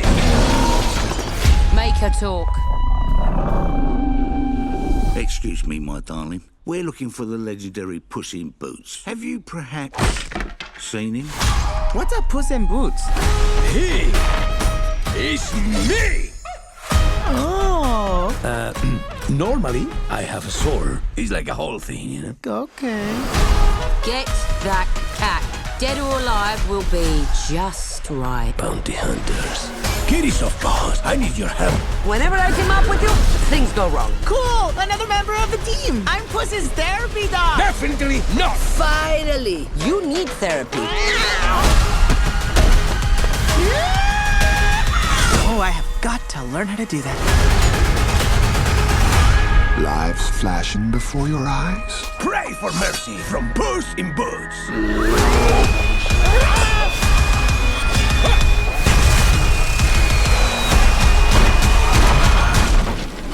Espresso.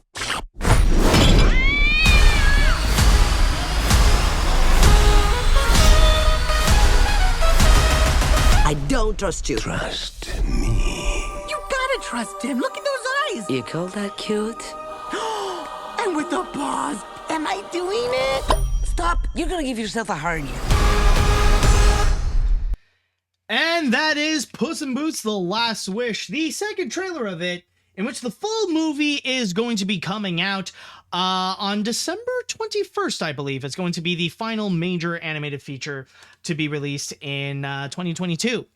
So, you probably remember a while ago we have seen the first trailer of this movie, and it left a great first impression, especially the way that it decided to go and update a few things from how things were last time with the first Puss in Boots movie, and compared to how things were with Shrek. And we do get a little bit more of this, actually. We do see a little bit more of some of the things that it does try to do. And I feel like with this one, it kind of does open up a little bit more about what the story is. And we do see more about the narrative of what Puss in Boots is going to do with his final life, in which we do see that because, you know, he's down to his final life, he can only remain as a lap cat, where he is at home with like a crazy cat lady that has like all these different cats that have just been surrounding her. But then suddenly we got the villains, which primarily seems to be Goldilocks and the three bear crime family, along with possibly other fairy tale type characters like the wolf and maybe a few more that we will see in the future. Who knows? But with this, apparently Puss in Boots is going to be on the hunt, and now he's like on this big adventure. And I will say one thing that I actually do like from this trailer, one thing that I feel like is a bit of an improvement, is actually regarding the dog. Now, I will admit, I was not that big of a fan of the, hold on a sec, where is he? Yeah. I was not really that big of a fan of the dog in the last trailer. I feel like he was a bit of an unnecessary comic relief, in which the jokes that he was doing wasn't really that great. He felt a little bit more annoying. But one thing I do appreciate in this trailer is that we do see more of a purpose with this dog. Like, now we understand what his role is in the feature. Yeah, he is going to be more of that quirky comic relief, but now we understand that he is meant to be this therapy dog, and he somehow found himself in like in this house like that's just filled with cats. So, okay, like, I do see the point of him, and especially when technically he is a therapy dog, and he, you know, he's mainly there to emotionally help out Puss. In a way, like, I feel like the role that he has feels a little bit similar to Olaf in the Frozen movies. Like, he's there mainly for, like, emotional support, more so than to actually be a legitimate helper. But from there, of course, we do get a lot of like great action-packed moments, and that is especially delivered in the second half, when we do see like Goldilocks, the wolf, like all these great action-packed moments right at the end.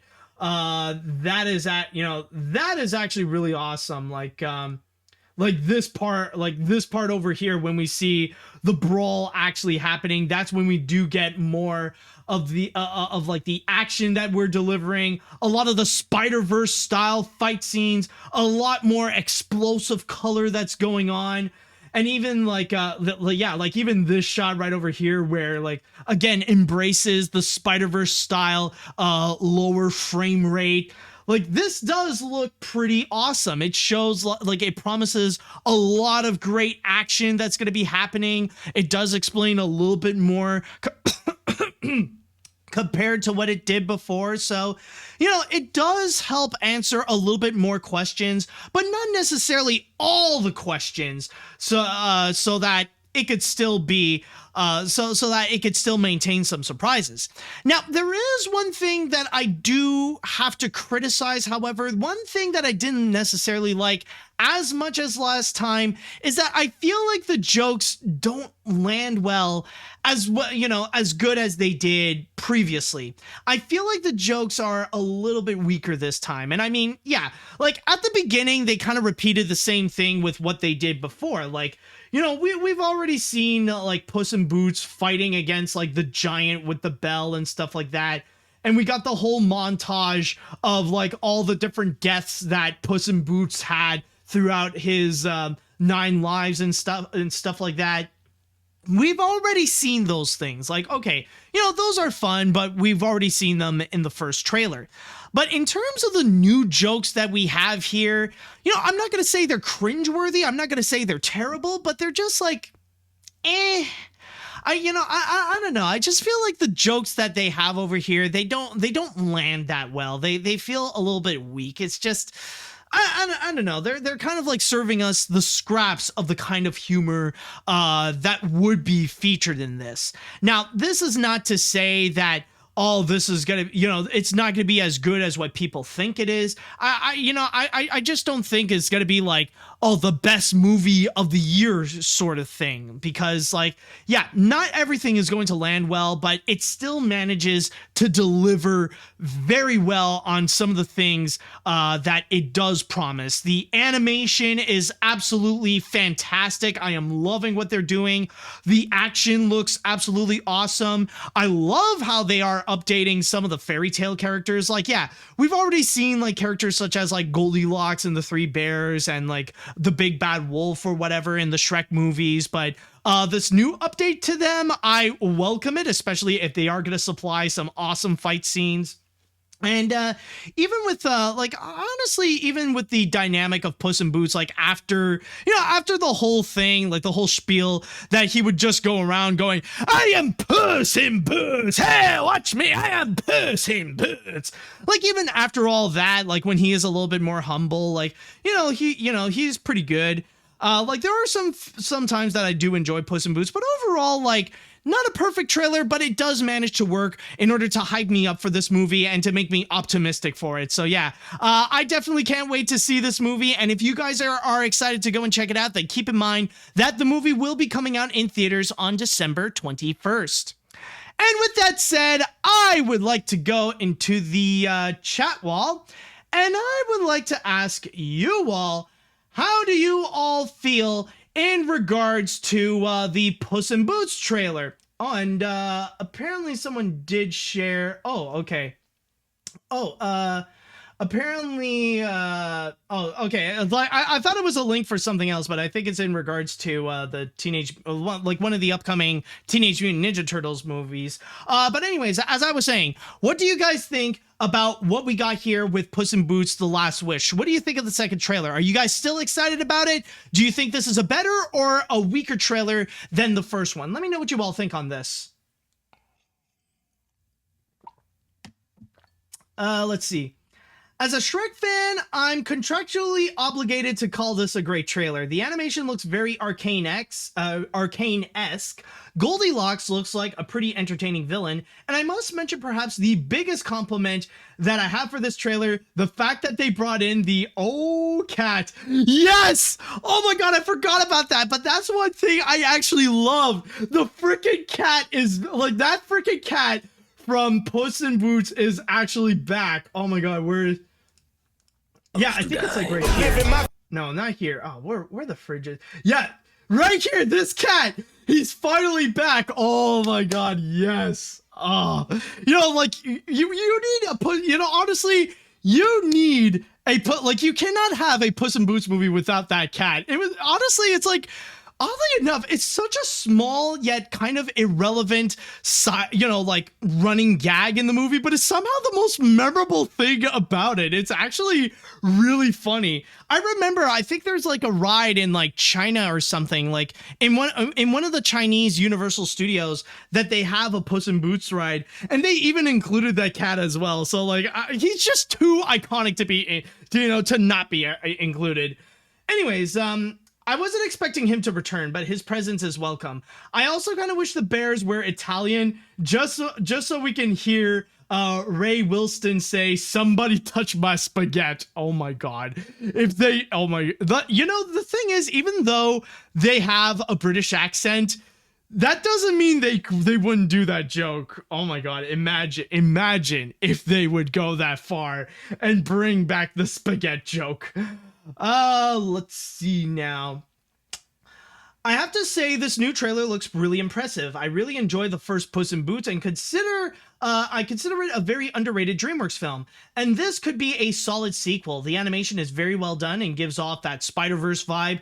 The action looks awesome and the jokes are enjoyable, so overall, I'm excited. However, I really don't think it's going to do well at the box office because of being released extremely close to Avatar: The Way of Water.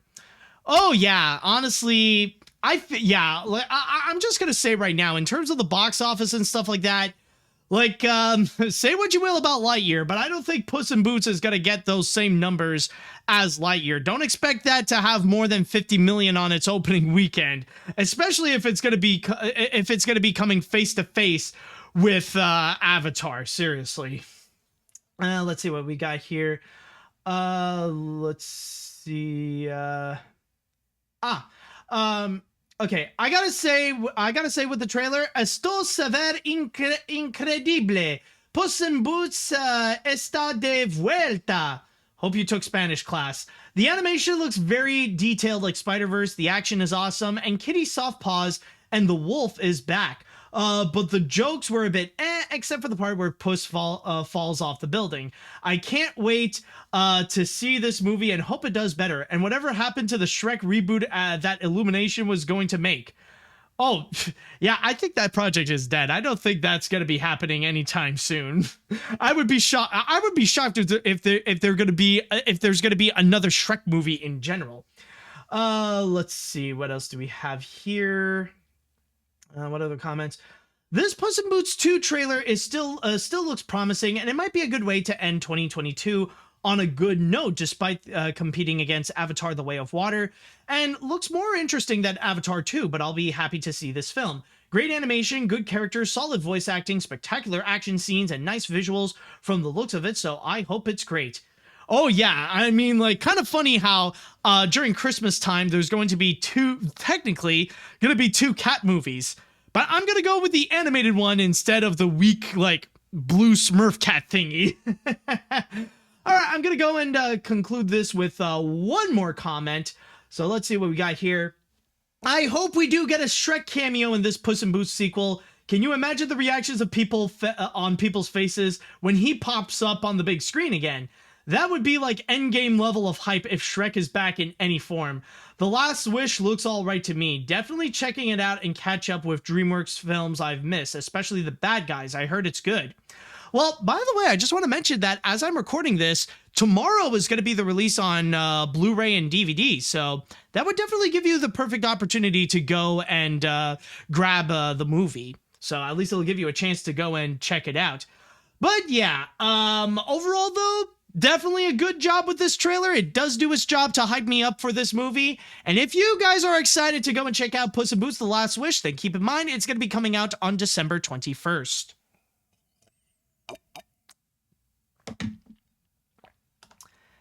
And now, folks, we have made it over here in which we shall be concluding this with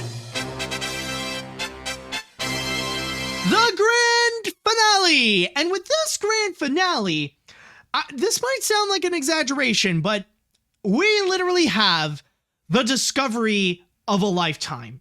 Now, if you are interested in lost media, you have probably heard about this one particular piece of lost media, probably one of the most well-known ones out there, especially with the popularity of the show that it is on.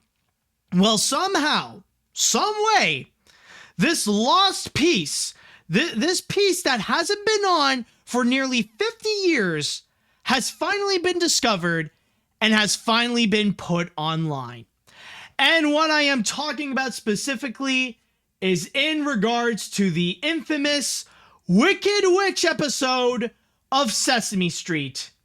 Yes, this was actually something that was found on Reddit, where apparently one user has actually managed to find the official lost episode of Sesame Street, specifically episode number 847, in which it features Margaret Hamilton, whom you probably know her best as playing the Wicked Witch of the West in the 1939 classic The Wizard of Oz, in which in here, yes, she does actually reprise her role. And this is the this is actually the Reddit post, by the way. It's on the Reddit. It's on the Reddit of Lost Media, in which they have actually found it. Now, there are two versions, by the way. I just want to go and quickly state that.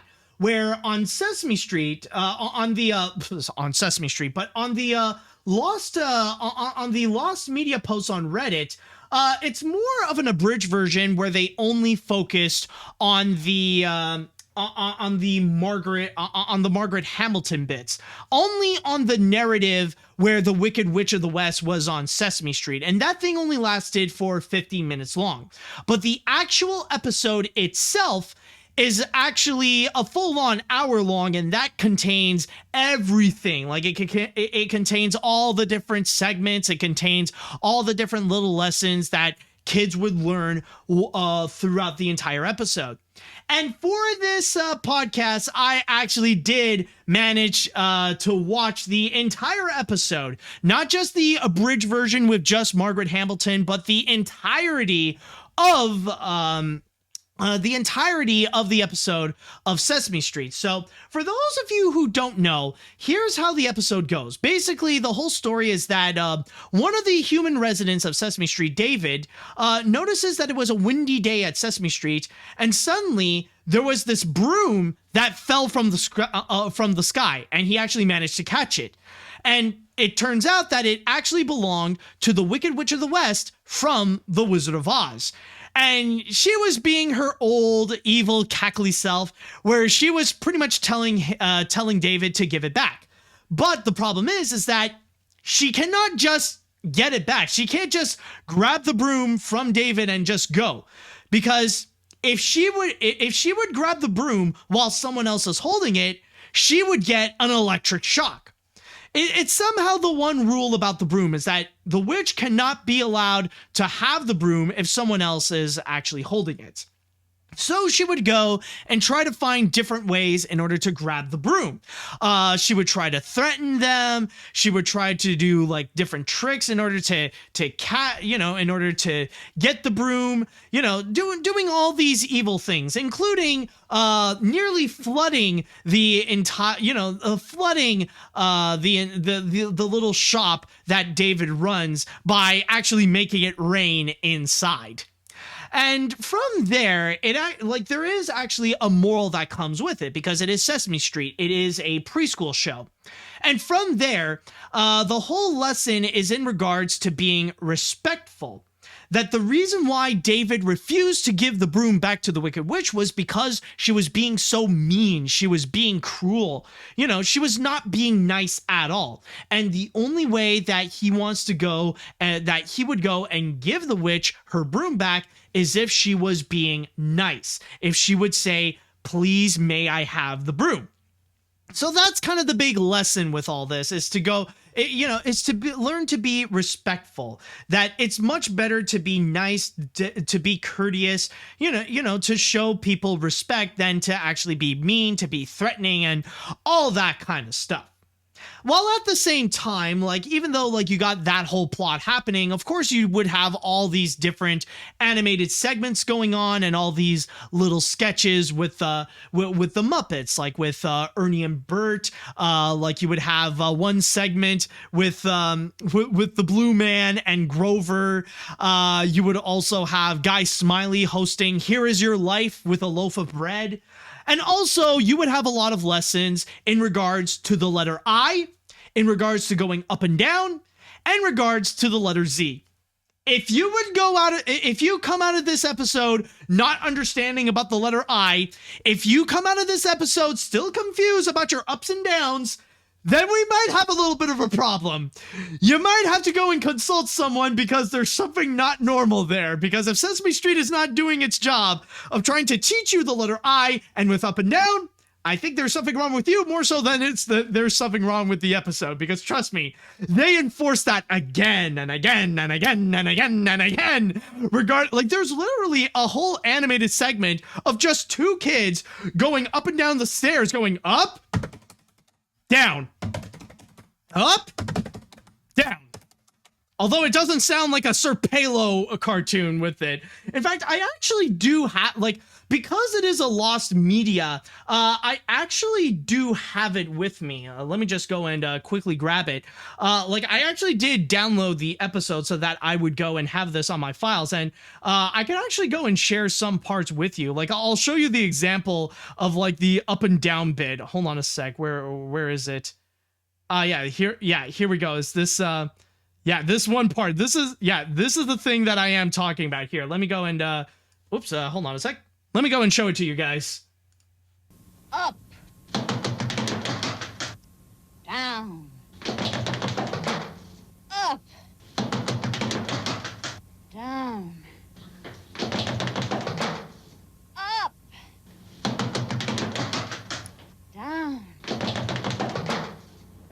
Now, what did you learn about up and down?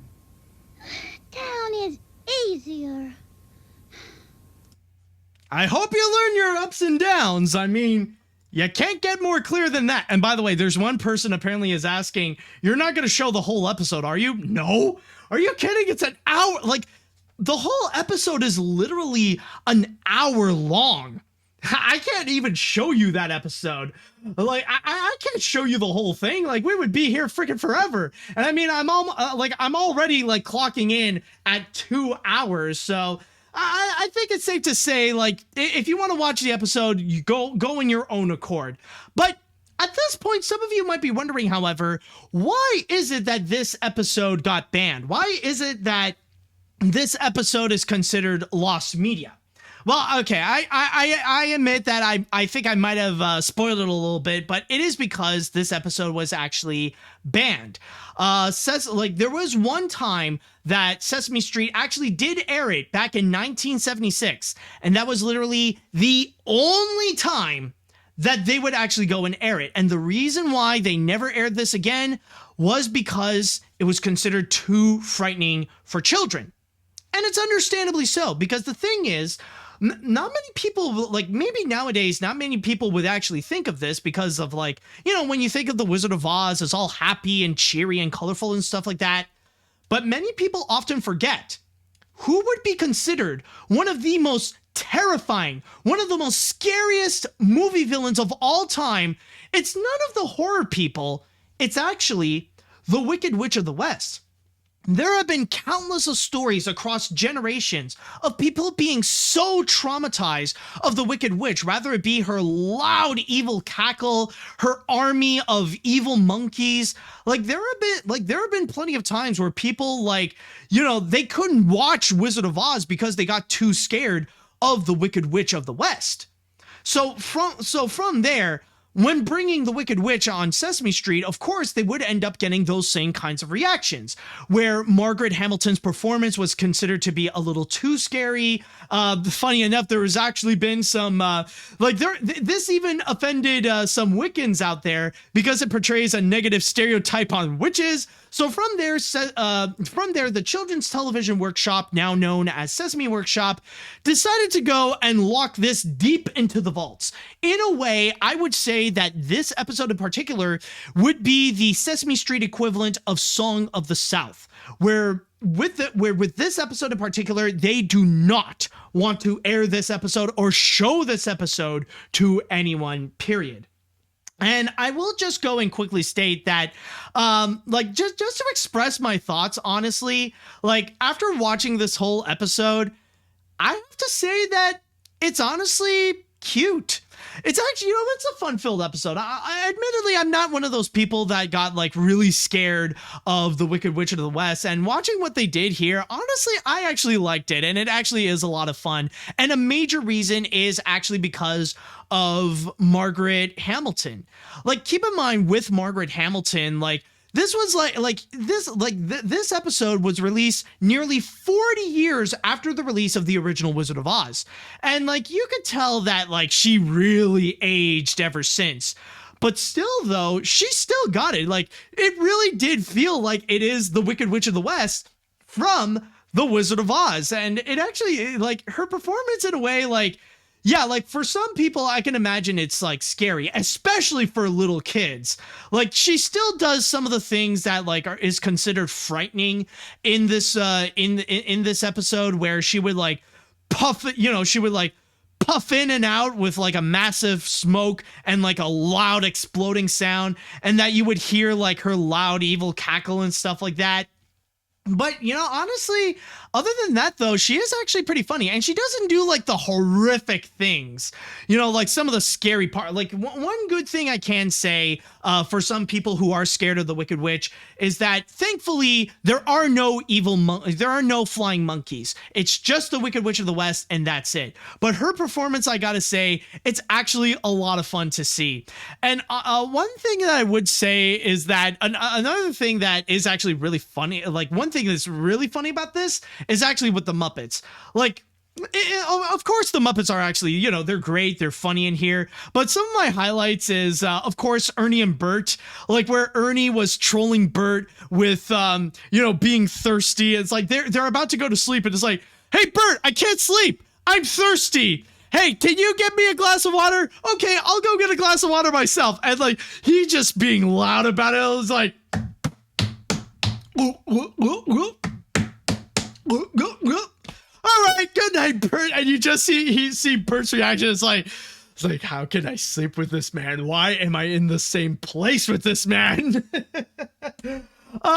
But also, I gotta say, like, even the Muppets that interact with the Wicked Witch are also great as well. Like, one thing I gotta say, like, is actually hilarious is Big Bird. Like, Big Bird is trying to prove that he's trying to be brave and stuff like that. But, oh my god, like, hold on a sec, I need to go. And okay, you gotta see this part where Big Bird wants to be like this guard and is ready to go after the Wicked Witch of the West. Like, check this. Get past me. Yes, sirree, I'm on guard. Hello. Hello. There's a nice lady coming in as a customer, David. Okay. Where is that witch? I'll fix her. Honestly, I personally really like that. It's just funny for me that you see Big Bird like holding a baseball bat and a hockey stick, ready to just beat up the Wicked Witch of the West. Like, honestly, the one thing that, like, I understand it's Sesame Street, but honestly, this would be the one time that I would unironically buy Big Bird swearing in here. It's like, honestly, like, he's ready to go and beat up a witch with a baseball bat. Like, it would not, like, honestly, I would not be fazed if I would hear Big Bird going like, all right, where that bitch at? I'm here to kick her ass. Where's she at, man? Don't worry, David. I'll protect the place. I'll protect Sesame Street. Come on. Witches rhyme with bitches, and bitches get stitches. But also, another thing that I really do like that really is worth mentioning is with Oscar the Grouch. Like, this is one thing that I wish they really expanded upon, because Oscar only appeared in one scene in here. And yeah, you'd think, like, it sounds like a fun little chemistry with the Wicked Witch and Oscar. Well, there really is, and I wish they really got more into it, because I can tell you, Oscar was literally in love. And by the way, like, you probably recognize this you probably recognize this image, because this is probably the most famous proof of how this episode actually existed. Like, you saw the Wicked Witch just standing on the side, and like, you see Oscar the Grouch listening to her. Like, check this out. Oh dear, I've got to get my broom back. I can't leave without it. I've got to get it back. I've got to make a plan of some sort. Now, what can I do? Oh, dear. What can I do? Now, let me see. Oh, yes, this is what I have done. I've made it rain in the store. All wet and messy. That didn't work. And then I threatened David with turning him into a basketball basket. That didn't work either. And then Big Bird. I told him I'd turn him into a feather duster. Feather duster, nothing at all. That didn't work either. Well, they all worked. They didn't work on them. You know something? You have got to be the most beautiful person I have ever seen. Oh, keep still. Wow, I think I'm in love. Really? Oh, I wish they could have played more with that, man. Honestly, the one comment I gotta say about that is, I'd ship it. Honestly, I'd ship that. Like, I can actually see the chemistry between the Wicked Witch and Oscar the Grouch. Like, oh man, like, it sucks that Oscar only has those 2 lines, but honestly, it was such a great moment. It's like probably my personal highlight of this entire episode. But anyways, going back into, into this discovery in general, yeah, like, honestly, it's actually amazing considering that, like, a lot of people would say that, like, you've probably seen this on social media, but a lot of people consider this to be the holy grail of lost media. It's one of the most popular pieces of lost media that's been talked about, of the fact that there was a Sesame Street that got banned because it was considered too frightening for children, especially with the Wicked Witch. And like, there have probably been a few things, like a few others as well, but for now, like this has been a very well-known one, a very popular one. And I will say, like, yeah, maybe with maybe the people at Sesame Workshop, they're kind of like in a little bit of an emergency mode, because I know technically it's not necessarily lost per se, but it's actually more like deep in the vaults of Sesame Street where they don't want anyone to go and see this. But like, maybe there might be some people who could get in trouble for it. But still, though, it is kind of like an amazing discovery. It is honestly such an amazing find that they managed to get, like, not just the Wicked Witch segments, but the entire episode as a whole. So honestly, it was just very fascinating to go and look at. And personally, like, as much as you can, because I don't know if, like, Sesame Street or Sesame Workshop is going to take this down, but I highly recommend that you go and watch it. Like, it really is worth checking out. And personally, I find this to be, you know, a really fun-filled and cute episode. And Margaret Hamilton did such a wonderful job with it. I think she did a great performance coming back as the Wicked Witch of the West, and she still has that magic. So honestly, it's such, you know, it's such a great episode, and I personally find that it really is worth it. And it's going to be interesting to hear about how they managed to discover it. I think there's one YouTuber, I think it's going to be Blame It on Jorge. He's going, I heard apparently he's going to do a video in which chronicles about the discovery of this lost media, because, like, as I said before, this is often considered to be the holy grail of lost media, and the fact that they did find this one, you know, it's such a massive discovery. It's like, this is something that's even making, like, major news right now that they have found it. So honestly, I'll say for now, please go and watch it as much as you can. It's a lot of fun. It is a very cute episode. So, you know, honestly, I would say yes, it is worth the watch, and in a way, kind of worth the discovery. So yeah, this is, you know, definitely, you know, whoever did this, great job. Like, they did a great job on that. All right, so with all that said, I would like to go into the chat wall, and I would like to ask you all, what do you guys think about the discovery of the Margaret Hamilton episode of Sesame Street? Especially if you guys have actually seen the episode, I would like to know what you think about it. Okay. The Wicked Witch didn't scare me as a kid, but I have no idea that this episode was banned by Sesame Workshop because of how it frightens kids, which I get since The Wicked Witch did scare kids for those who have seen The Wizard of Oz. It surprises me how this is considered a lost episode. By the way, that animated up and down segment reminds me of that Luxo Jr.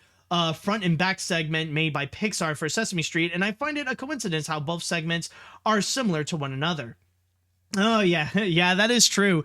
Yeah, for those of you who don't know, believe it or not, yes, Pixar actually did do some Sesame Street segments, and it actually was with Luxo Jr. There was only about 4 of them, but there was a time when Pixar's mascot did actually make an appearance on Sesame Street, kind of like with The Simpsons, actually. Not at the same time, but yeah. Anyways, Come on, guys. Why the deep fear of witches? I mean, have you forgotten about Kiki's Delivery Service, Maple from Oracle on GBC, or even Blair from Soul Eater? Sure, witches are wrongfully depicted as wicked characters, but in Central European cultures, they're perceived as good people, but not perfect. I agree. Quick question for you, Matt. Is Sleepy Hollow worth visiting on Halloween Day? Honestly, I have no idea because I've never been to Sleepy Hollow, honestly. And one thing you got to keep in mind, like, yeah, nowadays witches are not considered to be like scary and stuff like that. But you got to keep in mind, The Wizard of Oz was released way before any of those things were ever created, or even like before when those creators were like even born and stuff like that. Like that film was actually released back in 1939.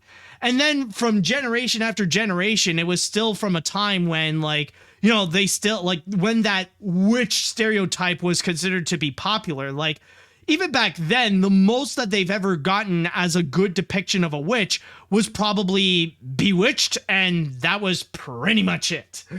Let's see what else we got here. This is a massive discovery from for Sesame Street fans. Personally, I never got scared of the Wicked Witch in The Wizard of Oz when I first watched it, but I could perfectly understand why they banned this episode, especially how I can imagine young kids would be scared of the Wicked Witch. Also, seriously, with Oscar and the Wicked Witch, they are so cute and I ship it. Yeah, that's honestly the one thing that I would say that I could, you know, that's one thing that I could imagine that could be the result of all this. I would love to see some fan art shippings of the Wicked Witch and Oscar the Grouch because it works. That chemistry absolutely works. Let's see now. I've actually heard about this in a Matthew Santoro video of the 10 banned episodes from kids shows.